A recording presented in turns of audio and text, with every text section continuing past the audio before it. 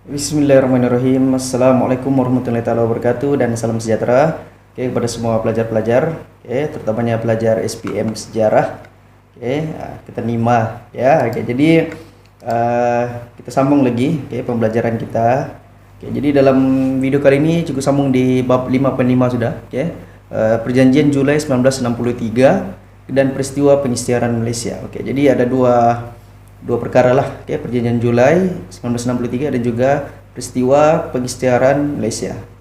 Jadi dalam video sebelumnya kita sudah bincang tentang langkah-langkah, dan usaha-usaha yang diambil oleh pemimpin terdahulu untuk menjayakan misi membentuk sebuah negara baru yang bernama Malaysia, yang merangkumi Sabah, Sarawak, Persekutuan Tanah Melayu dan juga Singapura. Jadi Perjanjian Julai 1963 juga dikenali sebagai Perjanjian Malaysia.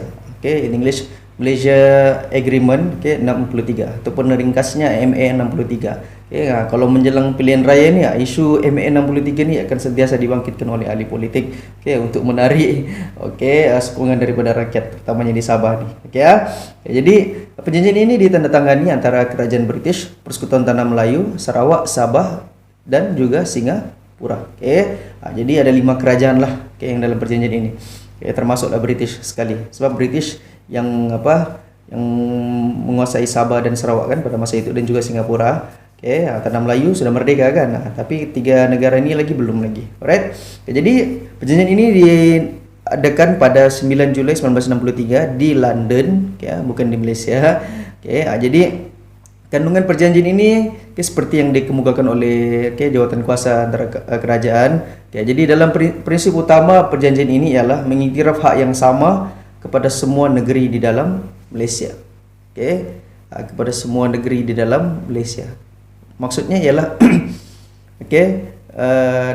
di Malaysia ni kita ada 13 negeri kan, dan 3 wilayah persekutuan. Jadi dan setiap negeri ini ada hak yang sama. Maksudnya ialah Sabah dan Sarawak ni, dia asalnya sebuah negara, Sabah, Sarawak, Singapura. Tapi bila dia menyertai Malaysia, dia akan diturunkan dia punya taraf, menjadi negeri.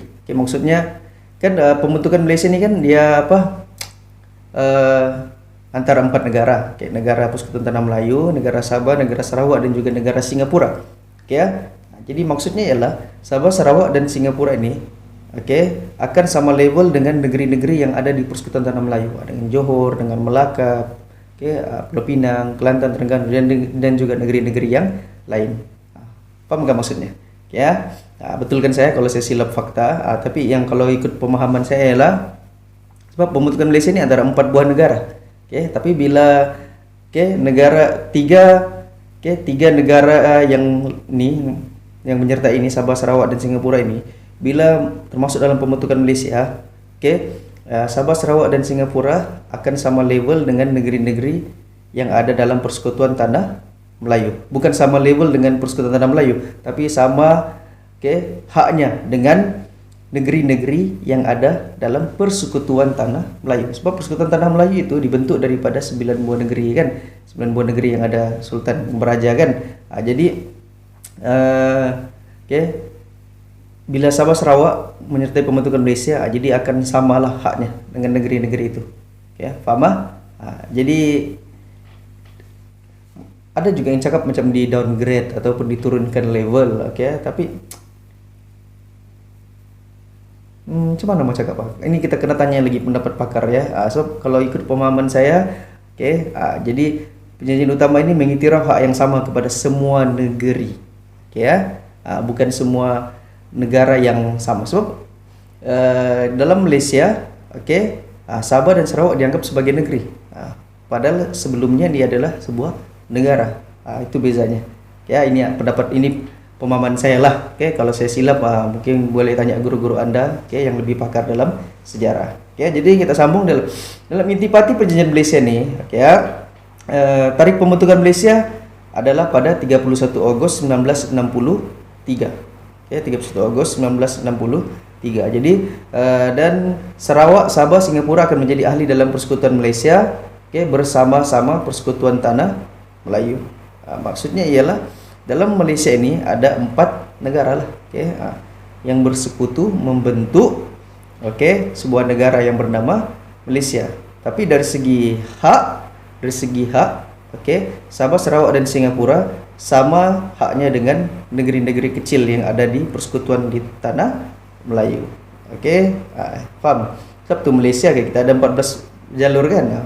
Maksudnya 13 negeri, satu wilayah persekutuan. Kenapa dia bukan 4 jalur? Satu jalur untuk persekutuan tanah Melayu, satu untuk Sabah, Sarawak dan juga Singapura. Jadi itu yang akan menjadi persoalan lah. Mungkin dari segi undang-undang kita kurang faham lah isi kandungan perjanjian ini kan. Jadi kita kena tanya orang yang pakar dalam bidang undang-undangnya. Tapi untuk kita sebagai level kita pelajaran ini SPM sejarah ini cukup kita tahu bahwa Sabah, Sarawak dan Singapura serta persekutuan tanah Melayu pada masa itu adalah 4 buah negara yang bergabung membentuk sebuah negara yang bernama Malaysia. Right? Jadi ketiga, kerajaan British akan mengiktiraf kedaulatan Sarawak, Sabah dan Singapura dalam Malaysia. Maksudnya diberi kemerdekaan lah. Merdeka lepas itu bentuk Malaysia. And then memberikan kelebihan kepada Sarawak dan Sabah menubuhkan kabinet negeri. Boleh buat parlimen sendiri lah, ibarat parlimen sendiri. Sistem pentadbiran sendiri. Sebab merdeka sudah kan.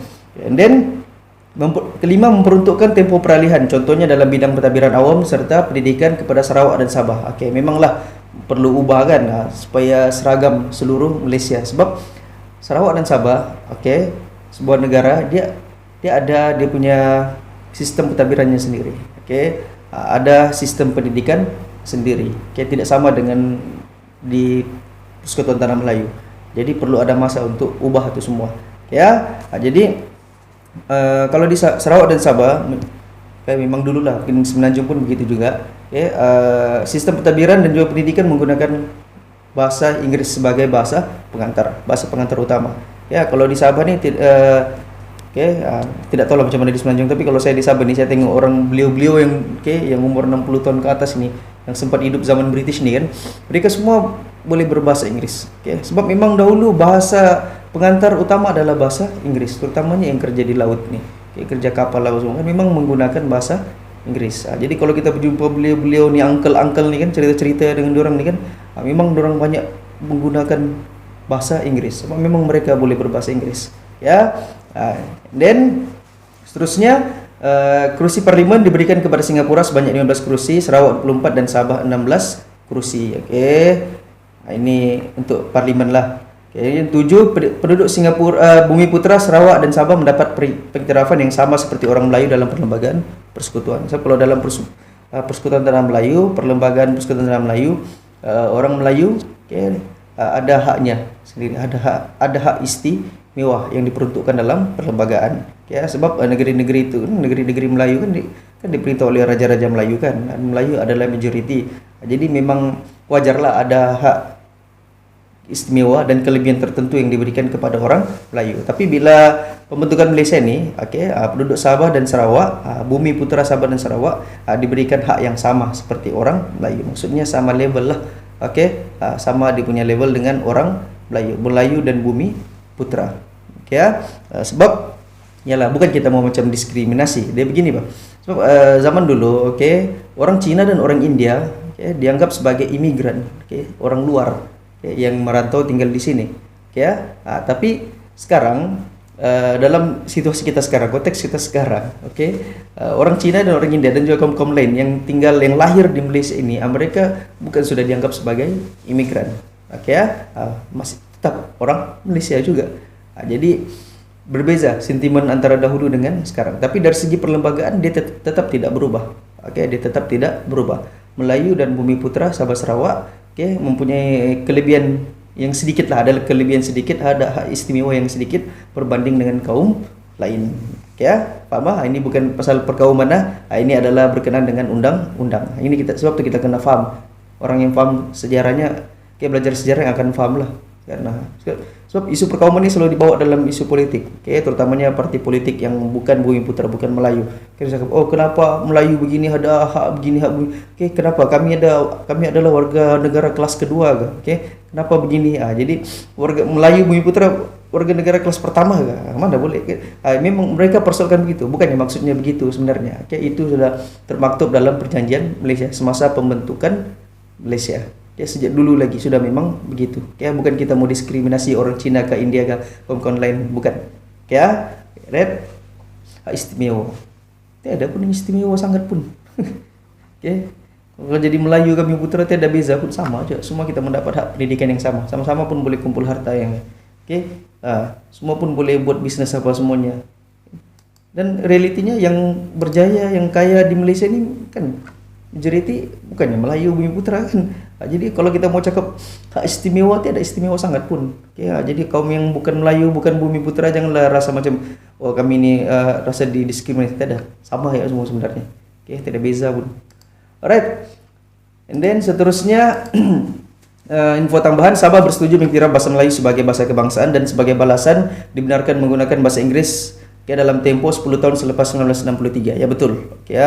Sabah dan Sarawak bukan bahasa Melayu, bahasa ini rasmi pada masa itu. Tapi bila dalam pembentukan Malaysia, orang Sabah dan Sarawak menerima bahasa Melayu sebagai bahasa rasmi. Sebab di Sabah Sarawak ni ada banyak suku kaum dan setiap suku kaum ni ada bahasanya sendiri.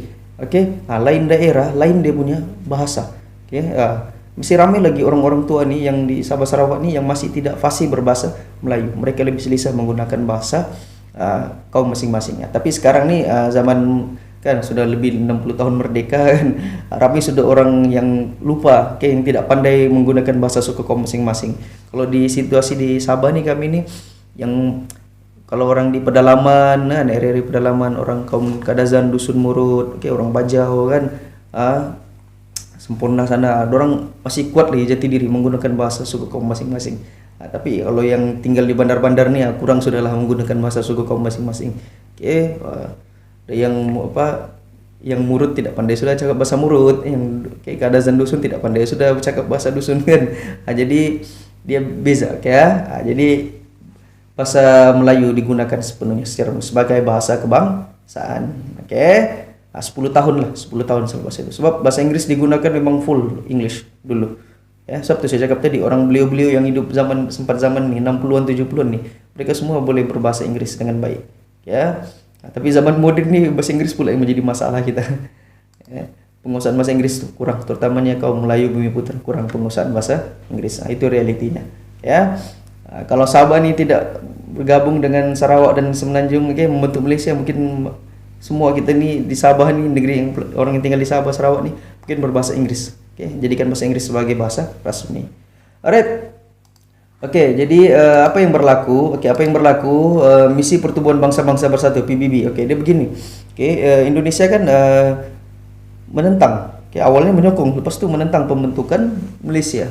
Jadi Indonesia bawa isu ini kepada PBB, Pertubuhan Bangsa-Bangsa Bersatu.